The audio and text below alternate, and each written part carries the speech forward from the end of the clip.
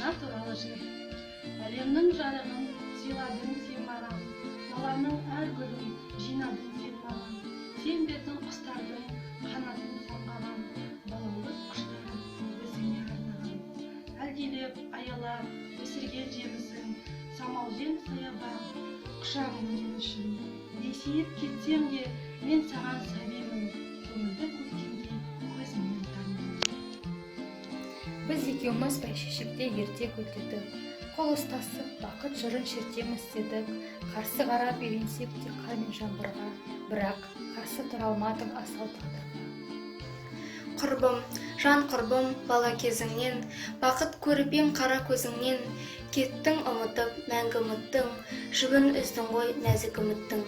Әнім сен едің кешке салатын, содан жас жаным ләззат алатын. Шамын басқан үйдің жақтық аяулым, сендей бақытты қайдан табармын. Бір жұбаныш болар ма деп көңілге, тереземен қарап өтем күн сайын. Сен бір сәуле секілдісің өмірге, сол сәулені көрмей қалай шыдайын.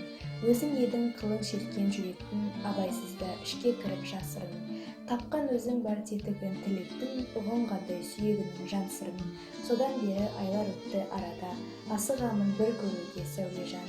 Ғашық дерті жан батты, не шара, жай табамын алған көңіл бір саған.